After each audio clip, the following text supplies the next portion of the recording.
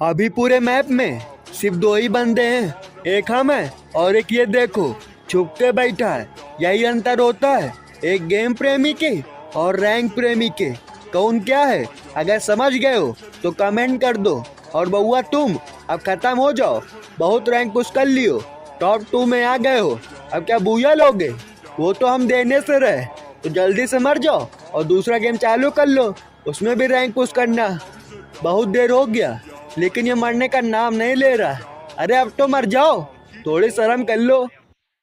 मादर